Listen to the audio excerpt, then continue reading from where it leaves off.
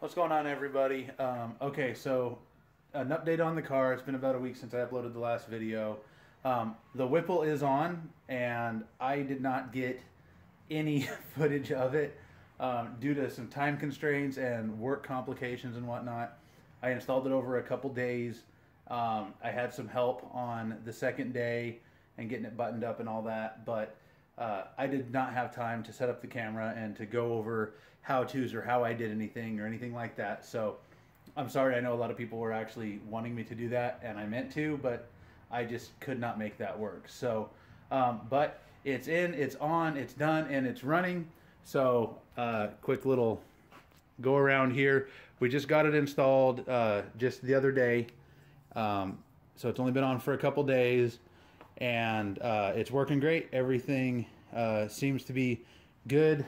Knock on wood, of course.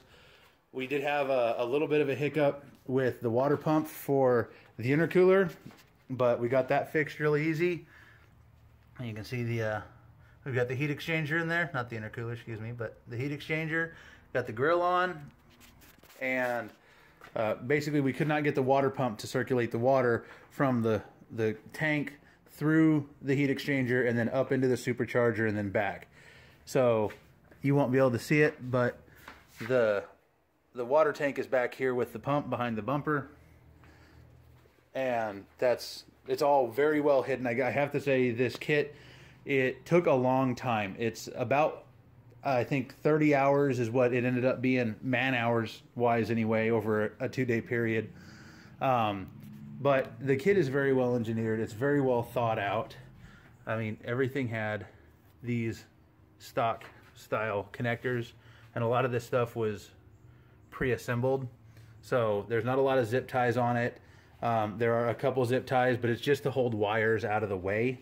And that's it though. Nothing structurally is zip tied, but it's on, it's running really well, and it is totally different from what I am used to. So I've had a Paxton, I have had turbos, and now I have had or have a PD supercharger, and it's a lot of fun, I have to say. In a lot of ways it is my favorite.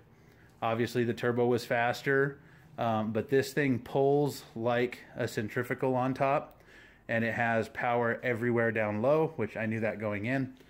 But just a big shout out to Whipple, first off, for designing an awesome kit and being very methodical with how they designed it all to work together.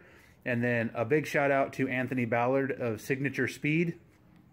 He's who I got the supercharger through, and he gave me a great price, and he has been very quick to respond to any messages that I've got, any questions or anything. I shoot him a message on Facebook, and one night it was even, I think his time, it was probably after midnight, he was responding to me.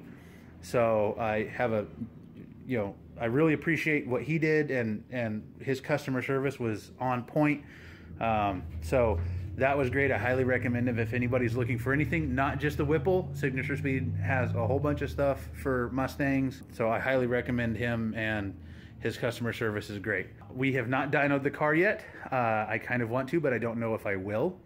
But I will tell you one thing. One thing that I did do before I put it on, or as I was putting on, I guess I should say, was I weighed everything.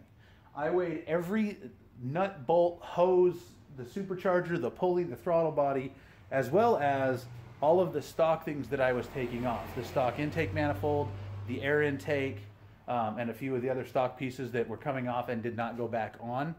And with all the fluids and everything in this, which, by the way, this thing holds, once you fill the lines and everything, this thing holds about 3.5 gallons of water, or coolant.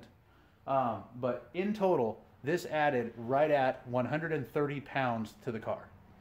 So that's more than I was expecting it to be. I was expecting, 80, 90, maybe 100. But I have no regrets. The car is a beast. It runs really well. We're still working on a couple fine-tuning issues. Also, a big shout out to Juan of JN Tuning. He's been the one that not only helped me with the install on this thing, but he's the one that's tuning it. And In just a couple hours out in Mexico, we've gotten 95% of the car tuned. The drivability is good. Wide open throttle is good. So he's been great. The car's running awesome. So big shout out to him as well. So that's just a quick update on the car. I haven't gone out and raced anyone. I haven't taken it to the track yet or the dyno or anything like that. We've just been getting the tune done and right before we beat on it. I don't want to hurt it. I don't want to obviously break it or anything like that. But like I said in my other video, Streetcar Takeover Dallas will be on the 20th and the 21st, I think. So that's coming up in like 2 weeks. I will be there for that. I'm going to order drag radials, and I am going to order a couple other little things for it just to get it finished up and ready to go to some events. I am going to actually show you guys a clip of a drunk driver that while we were out doing some logs on this just the other day, he ran into several people and then fled the scene. We chased him, and then he wrecked. So we got the aftermath of that with all the cops there.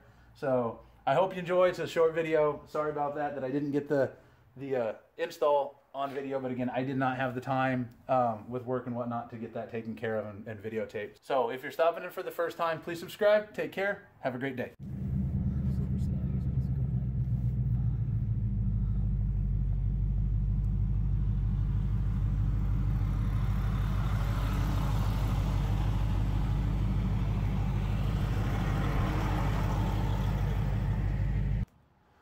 Okay, so I don't know how I'm going to put this in a video, but Juan and I were out doing some data logging on the car, finalizing some drivability issues and whatnot, and then this happened. Drunk driver rear-ended a couple people right in front of us, almost hit us. Then he fled the scene. We gave chase, and then you can't really see it from here. We were headed down this direction, and he hit this median, and you can actually see his tire marks. Juan, did you see these? You can see his tire marks. Went straight over. There's this really dark tire marks right there, and went up and over the median and flipped his car twice. He ripped when he hit these. Look at these boulders. He ripped this huge boulder out of the hole. There's parts of belly pan or like wheel well and splash guards and stuff where he went over.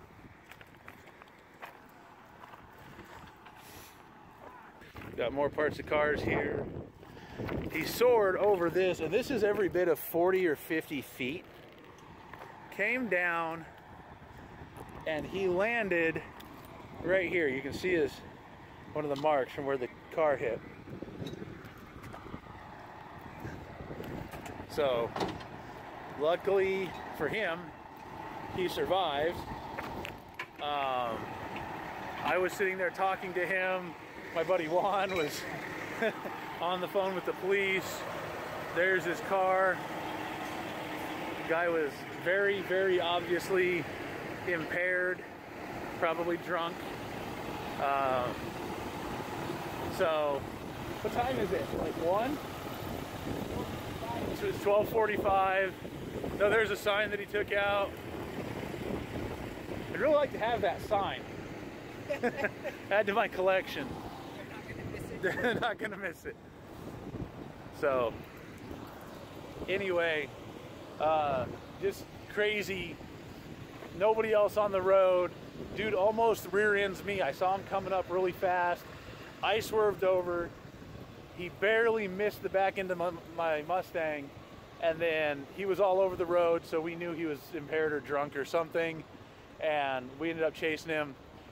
Watched him rear end 2 cars that were stopped at a red light way down there. I don't know if you can see the light in the video or not, but way over there, there's a red light.